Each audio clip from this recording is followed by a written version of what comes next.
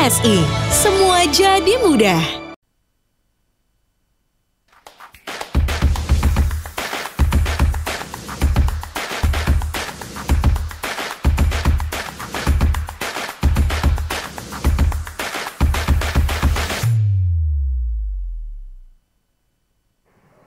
Halo, selamat siang sahabat Mirasat, apa kabarnya? Semoga sahabat Mirasat dalam keadaan sehat selalu ya. Berjumpa lagi kita di kegiatan KBSA Live spesial hari ini di hari Kamis 5 Juni 2025. Dan tamu saya ini tidak asing lagi karena beberapa tahun lalu sempat main ke studio Mirai Aset juga untuk menjelaskan mengenai salah satu bank syariah terbesar di Indonesia. Pasti sahabat Mirasat udah tahu, dan hari ini kita mau mengetahui update-update terbaru ya terkait dengan Bank Syariah Indonesia, seperti apa progresnya, kemudian kinerjanya dan tantangan-tantangannya di tengah industri perbankan yang saat ini likuiditasnya sedang ketat ini. Dan di studio Mirai Aset kita sudah kedatangan Bapak Rizky Budinanda selaku Group Head Investor Relation dari PT Bank Syariah Indonesia Tbk atau dengan kode saham BRIS. Selamat siang Pak Rizky. Selamat siang Bu Marta. Apa kabarnya? Alhamdulillah baik Bu Marta. Wah, ini setelah 3 tahun kita tidak bertemu ya Pak. Terima kasih sebelumnya sudah meluangkan waktunya. Dan hari ini kita mau banyak tanya-tanya ya Pak terkait dengan BRIS dan salah satu bisnis yang menarik juga nih untuk dilihat gitu ya. Dan tahun ini baru mulai ya Pak, yaitu Bank Emas ya. Dan hari ini kita akan ngobrol, sahabat Mirasat, untuk sahabat Mirasat yang punya pertanyaan nanti bisa langsung disampaikan di kolom komentar. Dan kita mau ngobrol dengan Pak Rizky. Di sini saya mau tanya dulu terkait dengan salah satu juga yang menarik Pak, ini adalah terkait dengan posisi atau foreign net buy foreign di saham BRIS ya. Kita tahu bahwa di tahun ini dan di tahun lalu sebenarnya itu kan asing banyak melakukan net sell terhadap bank-bank besar gitu ya. Rata-rata di 4 big banks itu dilanda net sell. Tapi BRIS di tahun ini, tahun lalu dan tahun ini itu salah satu membukukan justru net buy asing gitu. Nah, net buy asing sendiri tadi kita lihat di tahun ini BRIS ini menempati urutan nomor 2 Pak, di bawahnya Antam gitu ya. Kalau Antam sih wajar ya, tapi ini masih relate sama emas. Ini BRIS tahun ini ada net buy sekitar 820 miliar rupiah. Kalau dari sisi perseroan Pak, analisanya seperti apa? Kenapa asing banyak masuk di saham BRIS? Ya, jadi memang kalau misalnya ngelihat market secara overall ya, semenjak kita berdiri di 2021 memang komposisinya sampai dengan 2023 akhir atau 2022 semenjak waktu kita right issue itu memang dominannya investor retail. Nah, semenjak right issue dengan ada beberapa anchor investor yang masuk pada saat mereka exercise rights yang kita jual, itu mulai membuka ataupun mengundang beberapa nama investor baru untuk masuk ke Indonesia. Nah, investor ini kan memang mereka ngelihat nama-nama yang unik, artinya yang memiliki growth story yang sustain, baik dari sisi profitability maupun equity story gitu ya. Dan alhamdulillahnya selama 3 tahun terakhir ini kita mampu untuk membuat suatu story yang menarik buat mereka. Jadi kalau misalnya dilihat siapa sih BSI ini? Ini kan sebenarnya bank yang baru yang we call it new kids on the block ya. Artinya kita dibandingkan dengan Mandiri, BRI, BNI maupun BCA, kita masih jauh lah. Kita masih dalam tahap pertumbuhan. Sehingga kalau misalnya mereka ngelihat dan mereka kebanyakan sekarang dengan komposisi lebih dari 80% di investor institusi kita, mereka adalah yang long term. Jadi mereka memang benar-benar ngelihat investment horizon-nya itu dalam 3 tahun minimal sampai di atas 3 tahun. Sehingga dengan perjalanan waktu kita dan juga banyak undangan dari tempatnya Ibu dan juga beberapa broker yang mengundang kita dan membantu menjual kita ke investor, sehingga alhamdulillah semenjak 2023, 2024 dan sampai dengan akhir 2024 pertumbuhan saham kita lumayan signifikan, dan itu salah satunya banyaknya dari nama-nama yang baru. Jadi tahun ini pun kenapa kita inflow ya, banyak inflow dari foreign ke Indonesia, meskipun terus terang yang nama-nama besar itu lagi turun, kita relatively stabil. Ini juga ngelihat dari angka pertumbuhan kita yang nanti kita bisa share lebih dalam ya, baik dari sisi profitabilitas, gitu, terus juga dari sisi aset quality, dari funding cost, ini relatively ya bank kedua ataupun bank ketiga terbaik lah di Indonesia saat ini, sehingga dengan fundamental yang relatif bagus itu mengundang beberapa investor maupun banyak investor baru yang masuk ke BSI dan di saham BSI. Gitu. Nah, tentu saja investor-investor ini kan juga yang salah satu yang paling menonjol ya dari BSI kalau saya lihat yang memang alasan investor melirik asing itu adalah growth tadi ya, growth story-nya. Betul. Nah, Pak, untuk tahun ini ya di tengah tantangan gitu ya untuk situasi perbankan sendiri. Nah, ini apakah masih bisa nih mendeliver growth di double digit nih untuk BSI? Mungkin boleh dikasih highlight terkait dengan kinerja perseroan di selama kuartal 1 tahun 2025. Oke, jadi kalau misalnya ngelihat pertumbuhan dari loan mix-nya kita dari sisi neraca ya atau aset kita, memang di 4 tahun terakhir itu kita lebih banyak di segmen payroll. Waktu itu mungkin tahun lalu waktu kita ketemu juga kan saya sampaikan, ini payroll ini memang jadi main driver kita untuk pertumbuhan dari sisi aset, di mana dengan segmen pegawai BUMN maupun pegawai negeri sipil yang menjadi backbone dari payroll base kita, itu memberikan tidak hanya yield yang bagus, yang sekarang kalau misalnya di Maret kemarin 10%-an, dan cost of credit yang lumayan rendah di 1%-an. Sehingga ini yang jadi mesin pertumbuhan kita selama 4 tahun terakhir. Nah, kalau ditanya apakah masih bisa bertumbuh double digit, tentunya masih bisa.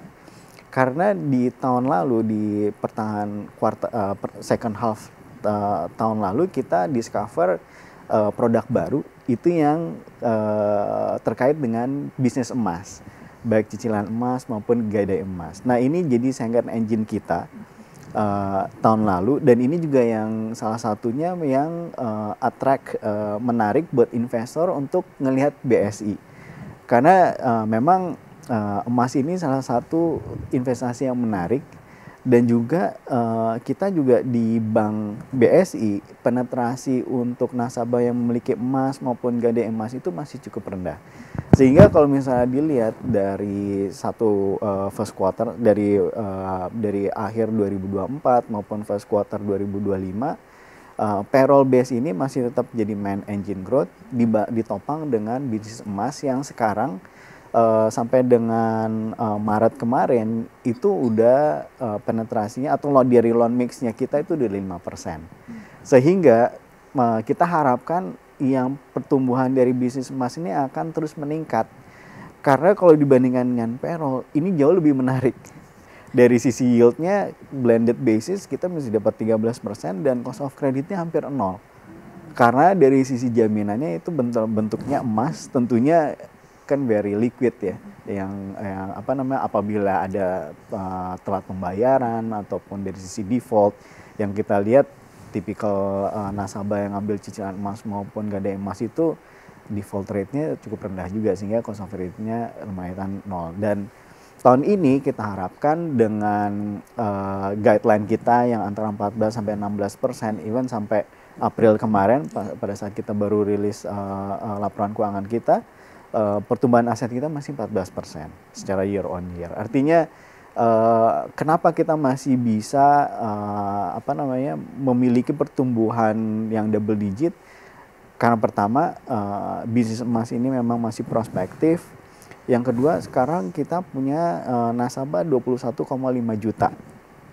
Dan kalau misalnya ngelihat itu nasabah yang memiliki pembiayaan itu masih sangat kecil sekali. Jadi untuk yang contohnya untuk goal based financing yang cicil maupun gadai itu baru 2%-an. Sementara yang payroll udah 15%. Nah, kita harapkan kalau misalnya kita boost lagi yang bisnis emas ini bisa naik lagi sehingga bisa selevel dengan outstanding dari payroll base kita, tentunya pertumbuhannya kayaknya bisa lebih dari apa yang kita targetin sih. Tapi memang kalau dari sisi internal kita nggak mau terlalu agresif, karena kembali lagi kan kalau ngelihat dari sisi makro, BI sendiri kemarin juga dengan penurunan BI rate 25 basis point, mereka juga merevisi target penurunan GDP, sehingga kita mesti hati-hati juga nih apabila dari central bank udah ngelihat secara makronya ini ada kemungkinan untuk terjadi kontraksi di GDP, tentunya kita juga nggak mau agresif. Kita mau jadi safe play aja deh gitu ya. Dan tentunya dengan 14-16% dan dilihat dari cost of credit kita yang sampai dengan April masih di 1, yang which is masih dalam within our guideline, harusnya kita masih bisa lah ya untuk tetap bertumbuh sampai dengan akhir tahun di double digit. Wah, Gitu. dan pas banget ya berarti BSI ini masuk ke bisnis emas Pak. Jadi memang kita bisa bilang di waktu yang tepat begitu ya. Yeah. Karena memang kenaikan emas ini kan tahun ini luar biasa, sehingga ini juga menjadi daya tarik untuk BSI. Pak, kalau boleh di-share kira-kira untuk target Pak mungkin di akhir tahun atau enggak dalam beberapa tahun ke depan ya untuk bisnis emas ini, mungkin boleh disampaikan kira-kira akan bisa memberikan pertumbuhan seperti apa dan porsinya kira-kira loan mix-nya seperti apa di BSI Pak? Iya, jadi kalau misalnya memang aspirasi dari internal itu loan mix kita consumer, SME dan micro itu sekitar 70% dan sisanya dari wholesale gitu ya. Dan kalau misalnya kita bedah lagi di sisi bisnis emas sebenarnya kan penetrasinya masih rendah. Dan juga kalau misalnya lihat dari outstandingnya masih 14 triliun gitu ya. Nah, kita harapkan dalam akhir tahun ini mungkin kita bisa dapat 20 triliun outstandingnya.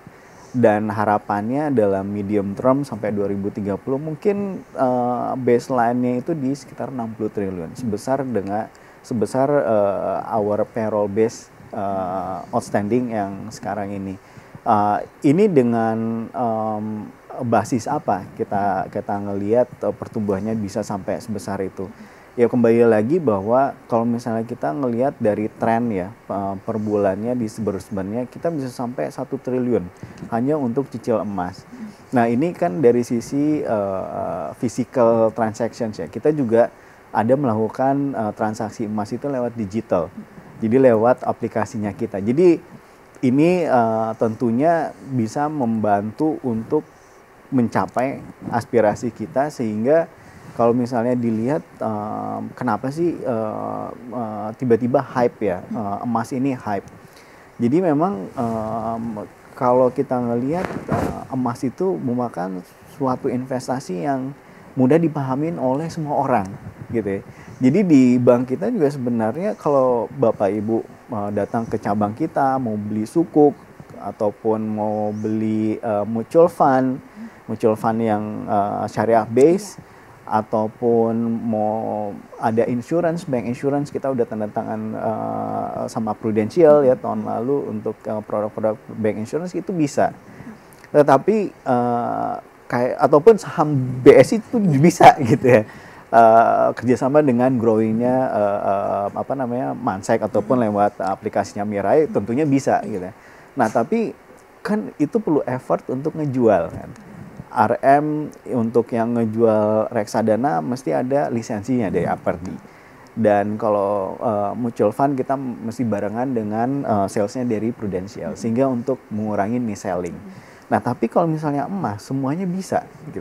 Jadi teman-teman termasuk saya pun kalau misalnya ada teman yang mau beli cicil emas ataupun mau beli digital emas, itu bisa lewat aplikasi kita, jadi semua orang ngerti gitu. Jadi tinggal lihat angkanya, oh buy-nya berapa, jualnya berapa, itu bisa ditransaksikan. Sehingga kembali lagi alhamdulillah tahun ini juga kita dapat lisensi Bullion Bank bersama dengan Pegadaian. Nah, dan ini tentunya membuat produk kita lebih terdiversifikasi. Jadi awalnya itu memang kita lebih fokus di cicilan emas maupun di gadai emas. Sekarang lebih ke buy and sell untuk trading emas secara digital. Harganya pun kalau bisa dibilang lebih murah dari market karena belum dicetak, sehingga ngurangin biaya cetak.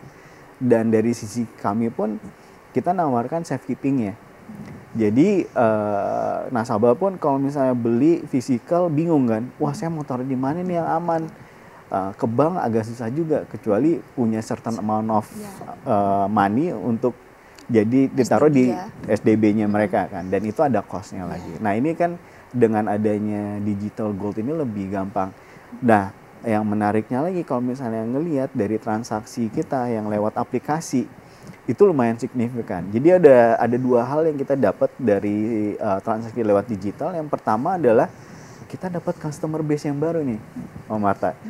Awalnya kalau misalnya ingat tahun lalu awal-awal saya cerita, kita lebih aimingnya yang segmen konformis, which is yang hardcore Muslim in a way, dan juga konformis Muslim-Muslim yang moderat. Artinya ya mereka mau pindah atau berbanking dengan syariah asalkan ya harga lu menarik apa enggak nih gitu ya. Produknya kalau misalnya di Mandiri BCA ada, BSI ada juga nggak? Nah itu sekarang kita juga menarik yang non Muslim. Untuk investasi emas kan nggak cuma di Muslim aja kan? Ini juga non Muslim ada. Jadi makin banyak nasabah yang masuk ke kita dan itu juga secara fee base lumayan. Jadi kalau misalnya lihat di grafik kita, secara year on year fee base kita dari transaksi jual beli itu naik 400%. Nah ini yang tentunya bisa dibilang bukannya kita membanggakan diri, tapi dibandingkan dengan perbankan lainnya itu kayaknya belum ada nih story yang seperti ini gitu ya, yang membuka wah ini ada opportunity baru yang tentunya sebenarnya kan bank lain bisa gitu ya. Tapi kalau related sama bank emas ini sebenarnya kan gini, kalau cicilan emas kan memang bisa ya bank lain untuk tawarkan.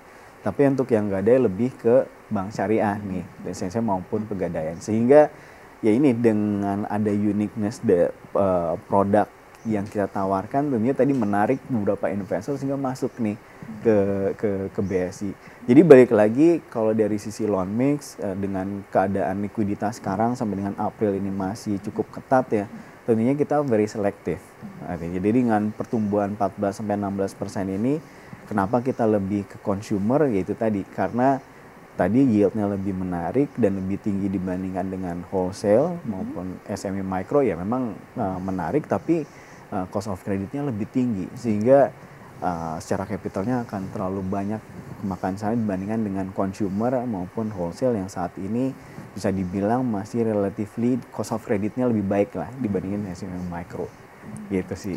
Berarti bank emas ini atau bullion bank ini membuka segmen baru ya Pak, Betul. menambah fee base juga ya. Betul. Di tengah kalau kita lihat kan bank-bank ini secara umum sebenarnya fee base agak mengalami penurunan ya, karena kan transaksi banyak dilakukan secara digital dan cost-nya lebih rendah gitu ya. Jadi fee base-nya. Jadi ini memang kemudian menjadi sentimen yang sangat positif gitu ya untuk BSI gitu ya. Pak, saya mau ngobrol terkait dengan likuiditas gitu ya. Tadi sudah disampaikan dari sisi perseroan ini targetnya lebih tinggi berarti kan dari targetnya BI untuk pertumbuhan kredit gitu ya, 14 sampai 16%. Sementara dari sisi likuiditas kita tahu juga nggak mudah untuk meraih likuiditas, maksudnya di tengah kondisi yang likuiditasnya sedang ketat. Kemudian kan cost of fund juga mengalami kenaikan. Kalau dari sisi perseroan Pak, kira-kira strateginya seperti apa nih untuk lebih menurunkan cost of fund sehingga net interest margin atau net intinya gross-nya bisa lebih baik begitu, lebih tinggi. Iya. Jadi kalau misalnya ngelihat dari funding structure kita kan memang sama ya sebenarnya dengan bank-bank yang lain. Jadi ada tabungan, ada current account maupun time deposit. Jadi sekarang kalau misalnya lihat dari komposisi kasa kita itu masih 60%. Ya bisa dibilang masih belum ideal lah dibandingkan dengan beberapa perbankan yang lain. Belum lagi kalau misalnya kita ngelihat dari sisi current account kita itu pertumbuhannya masih cukup rendah lah dibandingin sama perbankan lainnya. Ini kenapa? Jadi kalau misalnya ngelihat dari sisi current account kita pertumbuhannya cuma 3%. Ini jauh lebih rendah dibandingkan dengan pertumbuhan tabungan kita yang 9%. Dan memang kita nggak nyadarin ya pertumbuhan current account kita ini kenapa melambat. Memang tidak didukung sama sistem yang bisa membantu nasabah wholesale kita bertransaksi. Nah, tahun lalu kita udah dapat approval dari OJK untuk launch cash management system yang baru. Dan di April kemarin kita baru memperkenalkan ya launching secara resmi ke nasabah kita dan mudah-mudahan current account kita ini bisa bertumbuh dan membantu likuiditas kita secara overall. Nah, jadi kalau misalnya dilihat dari saving account, memang proporsi dari kasa kita itu saving itu dominan lah. 70-an% itu merupakan tabungan dan 40%-nya adalah tabungan wadiah yang bisa dibilang non interest bearing liabilities. Dan pertumbuhannya ini kalau misalnya dilihat yang wadiah cukup kencang juga. Karena tahun lalu kita juga discover ada namanya tabungan haji. Jadi kalau tabungan yang namanya haji ini kan memang very segmented ya. Artinya cuman syariah bank yang boleh mengoperate ataupun menawarkan produk ini. Sehingga alhamdulillahnya di tahun lalu dan sampai dengan Maret kita sekarang manage 5,6 juta account, haji account. Kalau bisa dibilang ini market share-nya sekitar 48%. Dan pertumbuhan nasabah yang membuka tabungan haji itu di tahun ini lebih kenceng dibandingin 2 tahun sebelumnya. Hal ini kenapa ya? Karena yang pertama kita mulai encourage our RM di cabang-cabang untuk banyak nasabah membuka tabungan haji ini. Karena memang kita selalu berpegang bahwa waiting periodnya atau antriannya kan lumayan panjang ya. Sekarang antara 20 sampai 30 tahun. Ya, umur kita belum tahu apakah masih bisa sampai 20 atau 30 tahun. Jadi kita ibaratnya kayak ya udah yang penting ada niatnya dulu. Itu juga sepertinya udah diapresiasi sama Allah. Sehingga itu yang menjadi acuan kita untuk mengencourage nasabah-nasabah kita membuka tabungan haji. Nah yang kedua, ini memang take up rate-nya, acquisition-nya cukup lumayan agresif, tapi unfortunately dalam sisi balance-nya masih belum tinggi gitu ya. Jadi kalau ngelihat pertumbuhannya dari beberapa tahun terakhir dibandingin sama tahun ini memang ada kenaikan sedikit dari 2,1 juta ke 2,5 juta. Tetapi ini masih belum ideal gitu ya. Kenapa belum ideal? Karena memang harusnya idealnya mereka naruh dana lebih untuk antisipasi pada saat mereka dipanggil naik haji. Mereka punya likuiditas untuk membayar top up-nya atau kewajibannya untuk pelunasan biaya haji. Sehingga ini yang masih kita cari caranya mendapatkan dana yang lebih sehingga encourage nasabah-nasabah untuk naruh dana yang lebih sehingga di sisi balance yang di average balance di tabungan haji kita itu bisa lebih tinggi lagi. Dan ini kalau misalnya ngelihat kan bisa dibilang tuh dengan mereka taruh 5 juta 6 juta itu kan akan stay sampai dengan mereka berangkatkan. Nah ini tentunya kayak time deposit buat bank, dari sisi bank akan very positif di mana ya ini kan kayak 20 tahun atau 30 tahun time deposit yang nggak diapa-apain ya. Cheap funding buat bank karena ini masuknya wadiah sehingga kita nggak ada komitmen untuk memberikan imbal hasil atas dana-dana yang ditaruh dalam tabungan haji ini. Nah ini yang salah satunya kita masih push untuk mendapatkan likuiditas yang lebih lagi dan tentunya dengan infrastruktur yang udah cukup lengkap saat ini baik dari sisi merchant maupun dari sisi ATM segala macam infrastruktur udah ada, mobile bank kita juga udah updated sehingga itu diharapkan bisa membantu kita untuk dapatkan dana yang lebih untuk nasabah-nasabah transaksi di BSI.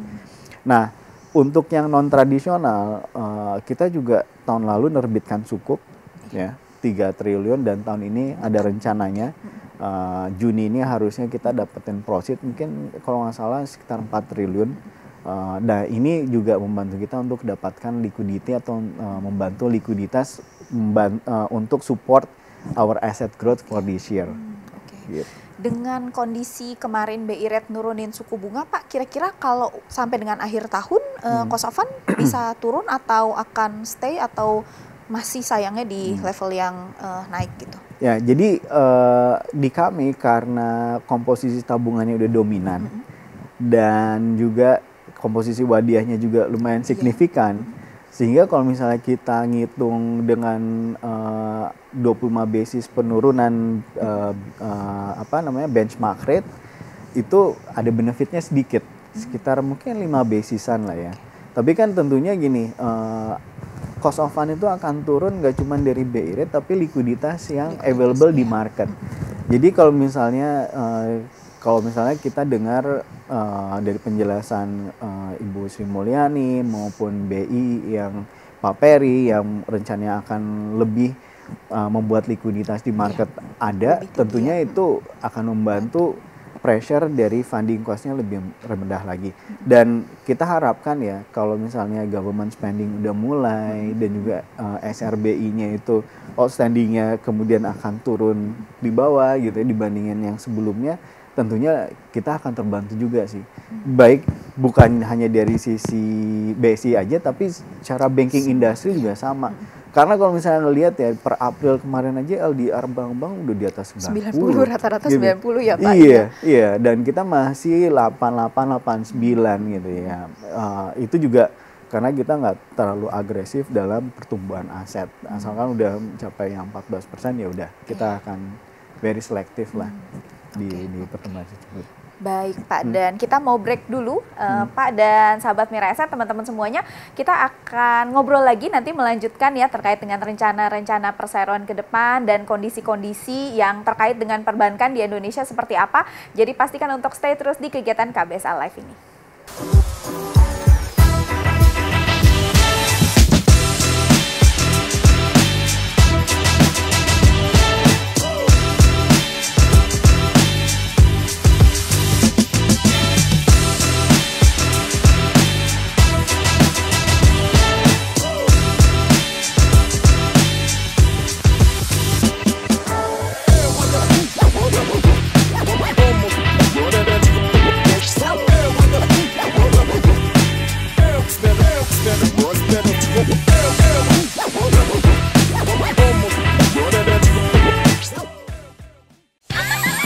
Mau tahu kenapa pada hippie bener? Ayo kita putar cerita dari awal. Ini Inul. Loh, kok Inul? Aku Marni. Oh iya, ini Bu Marni. Ke tempat gadai butuh biaya untuk usaha. Emasnya ditaksir rendah bikin naik darah. Kalau ini Mbak Sinta, butuh biaya, carinya gadai terdekat saja. Prosesnya lama, jadi ketahuan tetangga, bikin kehilangan muka. Nah, ini Kak Dewi, mau gadai emas buat kebutuhan sekolah anak. Melihat banyaknya biaya, langsung mundur 1000 langkah. Tenang, ada cara emas, bebas emas. Cara emas supaya dapat uang cepat. Cara emas dapat modal gede. Cara emas supaya bebas dari biaya di luar Nurul. Temukan cara emas di Bank Syariah Indonesia untuk kebutuhan tiba-tiba. Bisa di kantor cabang BSI atau BSI agen terdekat. Bisa di Beyond by BSI. Semua jadi mudah.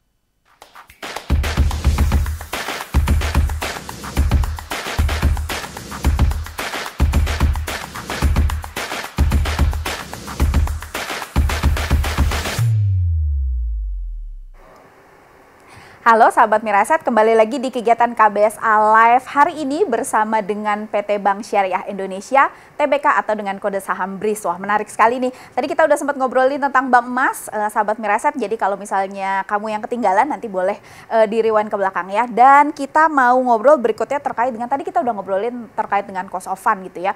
Dari sisi perseroan cukup optimis nih kalau misalnya bisa turun. Nah, sementara kalau dari net interest margin Pak, kalau kita lihat ini kan memang rata-rata perbankan semua net interest marginnya turun. Dari sisi perseroan targetnya tahun ini seperti apa Pak? Apakah dari posisi Maret 5,31 nih masih akan ada perbaikan atau enggak?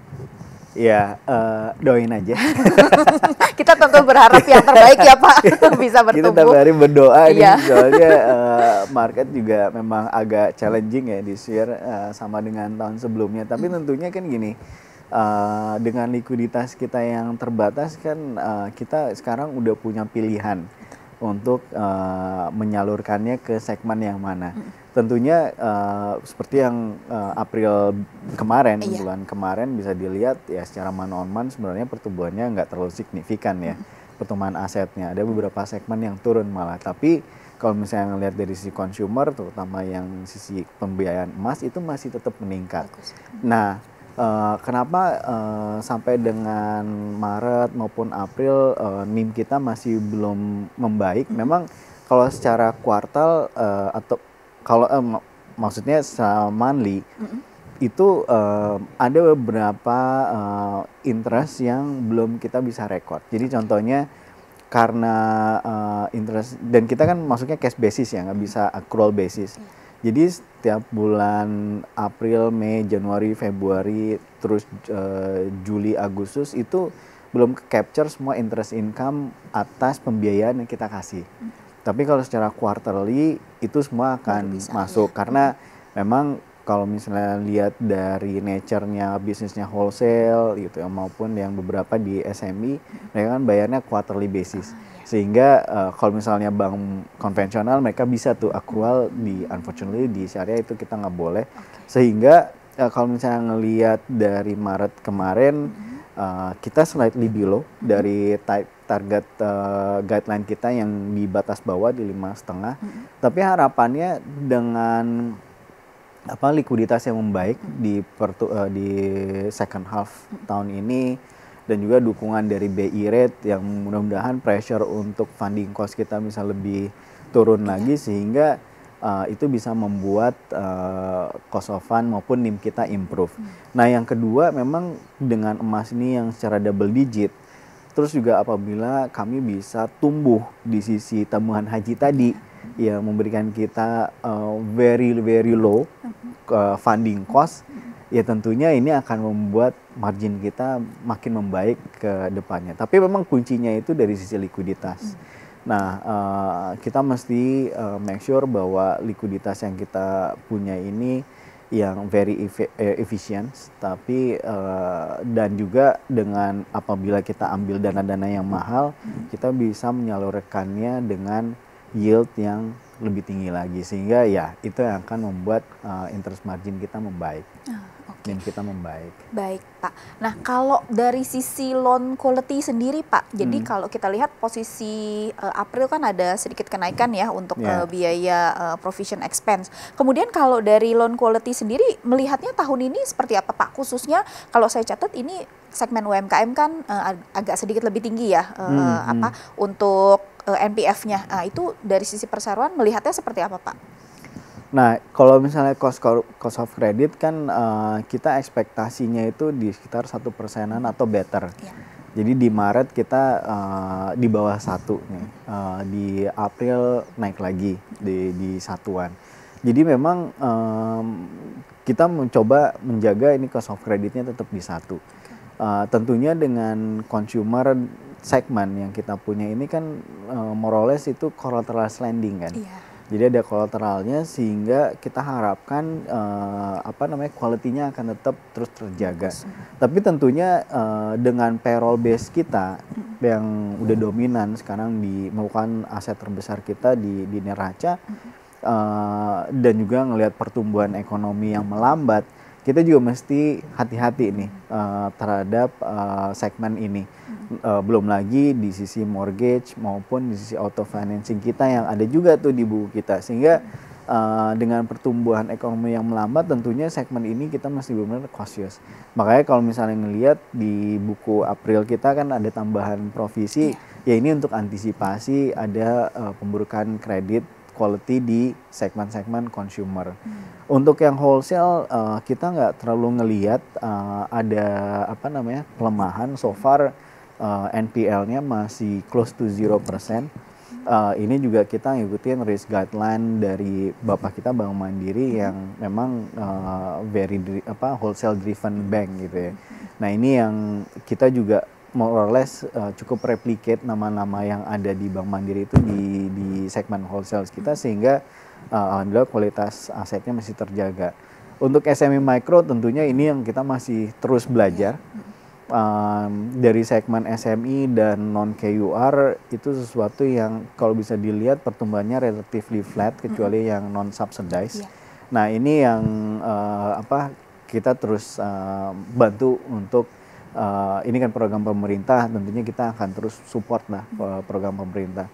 Jadi overall kalau misalnya bisa dilihat tentunya mudah-mudahan sampai akhir tahun kualitas kita masih terjaga, dan juga ya kalau misalnya bisa lebih baik tentunya akan bisa lebih baik. Tentunya kan namanya cost of credit, cost of fund, dan juga dua hal ini, satu lagi cost to income ratio, kan ini semua komponen yang bisa membantu profitabilitas kita membaikkan akhir tahun. Jadi kalau misalnya kita bisa memperbaikin atau menjaga cost of credit kita di level yang sekarang, ataupun bisa lebih baik lagi, funding cost kita yang sekarang lumayan di 2,6, 2,7 bisa turun lagi ke 2,5 kayak tahun-tahun sebelumnya, atau even better. Dan juga cost income ratio, ya ini yang masih jadi PR ya. Kalau misalnya jaga dua hal ini gitu, itu tentunya bisa membantu kita tumbuh ya di profitability kita di tahun ini. Tetap di lebih dari double digit. Lebih dari double digit. Yeah. Nah, Pak, saya mau ngobrol terkait dengan jadi waktu 3 tahun lalu nih, sahabat Miraset, saya ingat banget waktu itu target salah satu target BSI itu adalah jadi bank 5 besar di 2025 waktu itu. Nah, kira-kira Pak, dengan posisi sekarang not bad sebenarnya, memang nggak masuk di 5 besar tapi nomor 6 ya Pak, sudah berhasil menggeser satu bank gitu ya. Ini kira-kira Pak, kalau di target 5 besarnya nih, kalau tahun ini kira-kira bisa kesampaian nggak? Atau kalau misalnya tahun ini nggak kesampaian, kira-kira dari perseroan kira-kira kapan Pak targetnya yang cukup realistis nih untuk masuk di 5 besar? Jadi emang gini kan, bank ke-6 terbesar ini dari sisi aset ya. Ya, dari sisi aset, betul. Dari sisi aset kita ngelihat yang terdekat itu ya BTN. Dan kalau misalnya dilihat mungkin ya 40 atau 50 triliun ya differentnya. Nah, kita belum lihat akibat spin-off yang syariah ini aset dia berapa. Harusnya gapnya lebih kecil lagi. Nah, tapi tentunya kan gini, sekarang dengan kapasitas kita gitu ya, untuk naikin 5 triliun, 10 triliun itu bisa sih. Cuman kan balik lagi mau cari aset growth atau profitability. Nah, tentunya investor akan carinya profitability kan, dari ROI dan ROE kan. Nah, ini yang sebenarnya tadi saya sampaikan, dengan 14-16% ini kayaknya selama 4 tahun terakhir kualitasnya ini masih terjaga. Kayaknya ini angka yang lumayan bagus lah untuk kita tetap bertumbuh ke depannya. Toh juga kalau misalnya dilihat dari historical maupun sampai saat ini, pertumbuhan double digit ini kan selalu di atas industry average. Jadi ini juga yang jadi guideline kita. Dengan keterbatasan dari free float misalnya ya ini sesuatu yang kita kompensasi, which is ya performance yang selalu di atas pertumbuhan rata-rata industri perbankan. Ini yang kita lagi coba. Tapi kalau misalnya ngelihat dari parameter yang lain, jadi bukan dari sisi aset, misalnya dari sisi pertumbuhan profitability kita, terus juga dari PPOP kita, itu sebenarnya dibandingkan dengan bank-bank yang lain, itu kita udah nomor 5 loh. Betul, gitu. Iya. Jadi ada di salah satu slide kita tuh dibandingin sama landscape kita atau competitive advantage kita dibandingin sama bank yang lain, kita sebenarnya udah nomor 5. Tapi ya kembali lagi kalau ngelihat aset ya masih belum lah, ini masih work in progress. Tapi paling nggak kan gini, kalau visi kita kan sebenarnya menjadi top 10 global syariah bank, ya kan, by market cap. Sebenarnya tahun lalu kita udah ke-achieve tuh, jadi udah nomor 9 gitu ya. Nah, kita sih punya aspirasi untuk lebih lagi, tapi ya tentunya dengan kondisi market yang seperti saat ini kayaknya agak berat nih untuk push ningkatin harga. Karena kan ningkatin harga itu bukan cuma dari sisi fundamental atau internal, tapi juga eksternal kan. Apakah marketnya mendukung atau enggak? Kenapa makanya Antam bisa naik jadi kayak primadona dibandingkan kita yang tahun lalu, ya emang ya itulah market gitu, very dynamic gitu ya. Kalau target buat masuk ke KBMI 4 kira-kira? Sekarang kan ya itu gradually ya, Mbak Marta. Jadi capital kita sekarang hampir 50 triliun. Jadi tinggal 20 triliun lagi. Nah, makanya kayak kenapa sih dividennya kok kecil banget? Dibandingin yang lain ya Pak, dibandingin bank-bank BUMN lainnya gitu ya. Sebenarnya dari sisi capital tuh kita lumayan cukup ya, artinya dari tier 1 sekitar 20%, ya kan, itu udah cukup lah. Dan kalau misalnya mendukung pertumbuhan 14-16%, tahun-tahun sebelumnya mereka akan nanya, kayaknya kalau pertumbuhan double digit terus selama 5 tahun ke depan, capitalnya kayaknya perlu ditambahin deh. Tapi sekarang dengan kita ngelihat, kayaknya emas ini menarik loh untuk kita mainin ya, terus-terusan sampai 5 atau 6 tahun ke depan ataupun terus-terusan, itu sebenarnya capital charge-nya atau RWA-nya untuk bisnis emas itu relatif nol. Nol. Jadi kita nggak perlu tambahan capital jadi sebenarnya. Jadi dengan 50 ini kita bisa retain. Tapi kenapa terus terang ya, kenapa kita hanya bayar 15% selama 2 tahun terakhir? Karena ngelihat tadi kan cost income ratio kita lumayan tinggi. Betul. Tentunya kita perlu capex. Jadi tahun lalu kita spend hampir 3,5 triliun ya hanya untuk IT related. Tahun ini juga kita anggarkan mirip-mirip. Karena ya kalau misalnya ingat di 2023 kita ada IT incident gitu, ada glitch ya di operational kita. Kemarin juga banyak yang komplain, Beyond kita kok mati gitu ya. Hidup mati. Nah ini yang masih in progress lah ya. Jadi ya jangan samakan kita dengan bank-bank yang udah mature. Ini masih berprogres. Kita mohon maaf atas ketidaknyamanan. Tentunya dari sisi availability kalau misalnya ngelihat ini sebenarnya udah improve. Tapi memang improvementnya itu belum setara dengan bapak-bapak kita ataupun yang BCA misalnya yang udah benar-benar solid. Jadi ini work in progress. Kita dengar, terus terang saya juga pengguna Beyond nggak happy karena payroll kita di BSI. Jadi ya ini masih banyak ya Pak yang bisa di-improve ya. Betul, masih PR-nya tuh masih ada lah terus terang. Jadi saya nggak mau ngasih gambaran yang bagus-bagus aja, tapi sebenarnya yang weakness-nya juga masih kita perbaikin ya untuk menjadi yang lebih baik lah. Tentunya kan kalau misalnya tahun ini capex-nya untuk apa sih? Jadi tahun lalu lebih banyak untuk data center maupun upgrade software, hardware dan lain-lain. Tahun ini kita mau upgrade our core system. Jadi bayangin dulu kita sebelum merger cuman facilitate 6 juta nasabah, sekarang udah 21 juta nasabah, tentunya sistemnya mesti di-upgrade kan. Nah ini yang work in progress, mudah-mudahan tahun depan ini bisa lebih baik daripada tahun ini. Nah makanya kalau misalnya ngomongin mengenai cost pressure gitu ya, tahun ini tentunya cost-nya more or less akan sama dengan tahun sebelumnya. Tapi dengan 2026-2027 kemungkinannya cost pressure, apalagi yang IT related itu mungkin akan sedikit lebih rendah lah. Sehingga cost income ratio juga kita akan membaik. Gitu. Nah itu tentunya dengan profitability tentunya lari ke capital kan. Nah mudah-mudahan ya dengan akumulasi dari profitability yang kita nggak terlalu banyak bayar dividen, itu bisa membantu kita untuk menuju KBMI 4. Jadi kalau kita biasa ngobrol Pak sama nasabah, kita bilang gini, kalau misalnya cari perusahaan yang growth, dividennya ya kecil. Kalau mau cari yang dividennya gede, growthnya nggak ada. Gitu ya. Jadi persislah seperti ini ya. Jadi memang karena bisa deliver growth double digit ya, dividennya menunggu ya Pak. Nanti sementara kecil dulu porsinya, nanti makin lama kan semakin besar ya, bisa semakin besar gitu ya dividennya, seperti itu ya Pak. Jadi paling nggak ya selama 2 tahun terakhir ya what we can offer is just a capital gain sih sebenarnya. Ya kan kalau tahun lalu kan ada 55-56%, di tahun sebelumnya 33%-an. Ya tahun ini kita harapkan kalau misalnya marketnya bagus gitu ya, dan juga nggak ada isu-isu yang negatif, harusnya kita udah di atas 3.000 sebenarnya.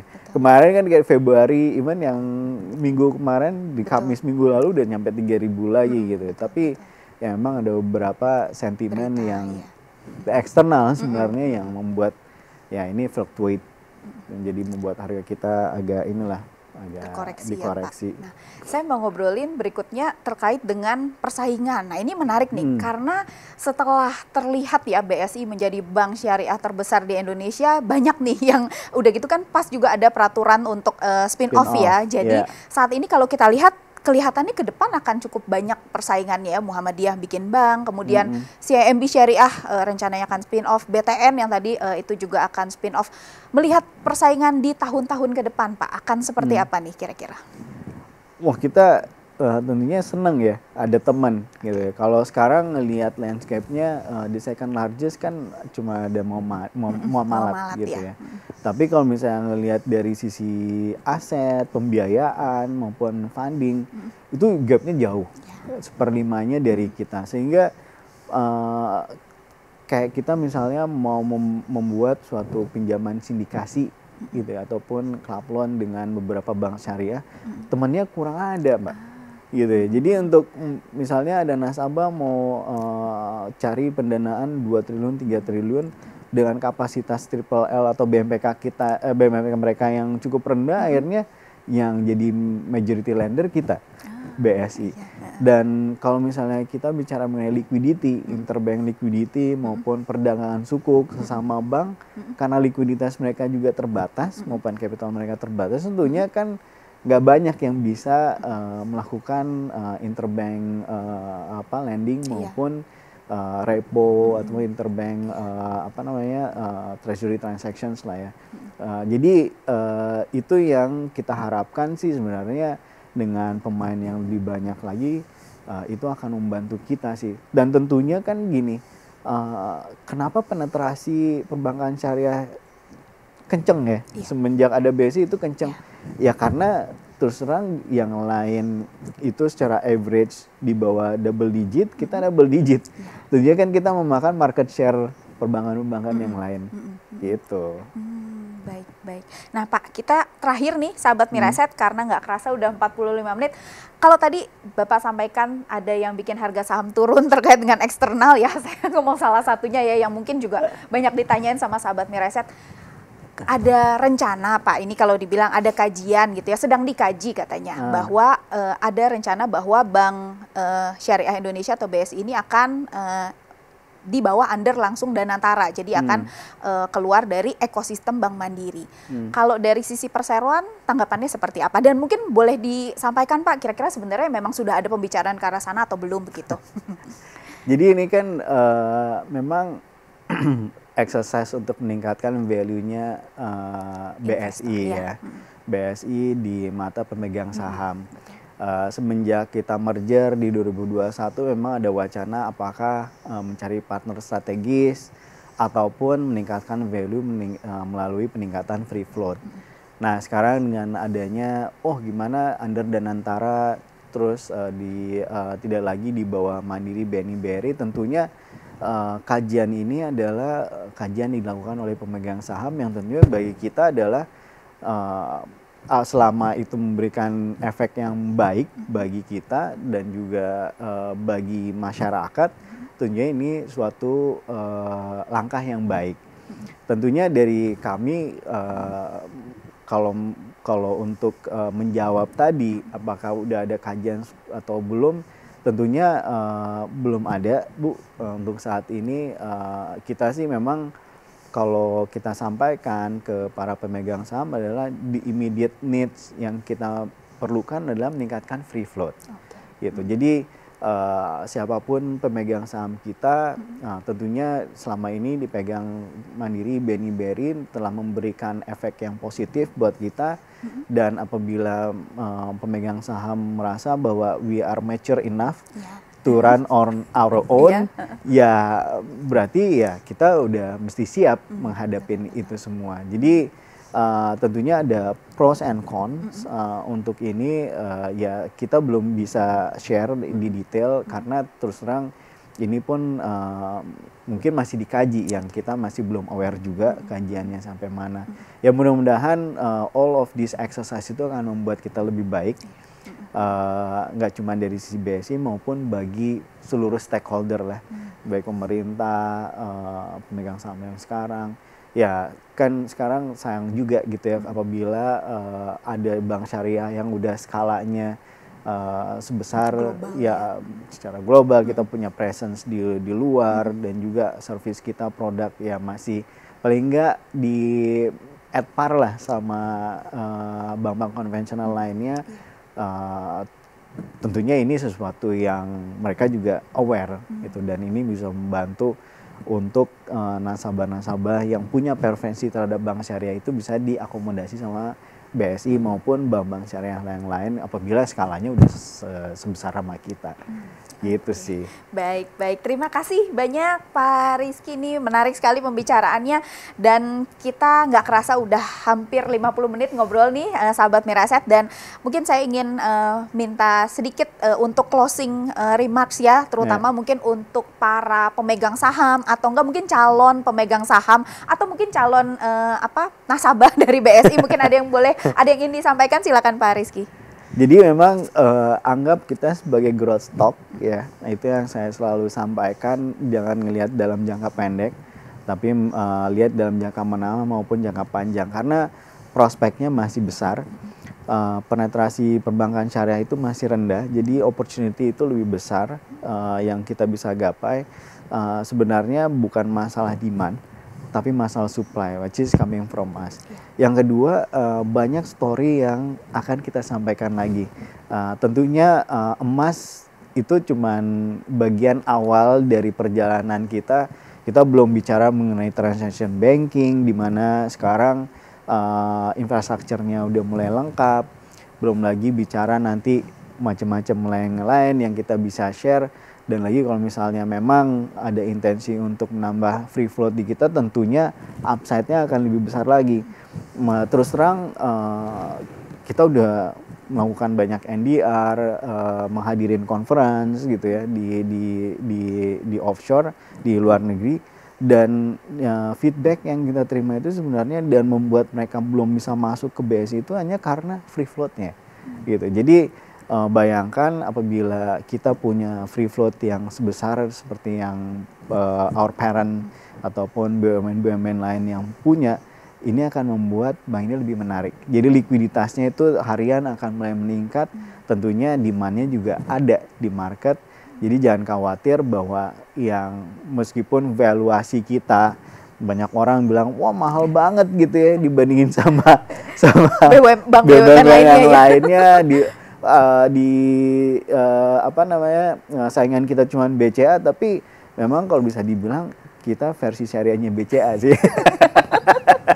Jadi mungkin itu Bu Marta, terima kasih banyak sudah diundang lagi, kita tunggu mungkin di tahun depan lagi atau 2 tahun lagi nih sekuensi kayak gitu ya. Wah, terima kasih banyak nih Pak Rizky. Mungkin sedikit ya, kalau kita biasa suka ngobrol sama nasabah kita selalu bilang gini, kalau perusahaan yang growth biasanya valuasinya mahal gitu ya. Biasanya seperti itu. Oke Pak Rizky, terima kasih banyak sudah meluangkan waktunya Pak Rizky. Sukses selalu untuk rencana-rencana BSI ke depan. Nanti kita tunggu update-update-nya di tahun depan nih, semoga bisa terus membukukan kinerja yang ciamik. Amin. Oke. Iya, mohon doanya ya. Iya Pak Rizky, dan terima kasih juga untuk sahabat Miraset yang sudah menyaksikan kegiatan ini. Dan akhir kata, saya Marta pamit undur diri. Kita ketemu lagi di lain kesempatan dan salam sehat selalu untuk sahabat Miraset.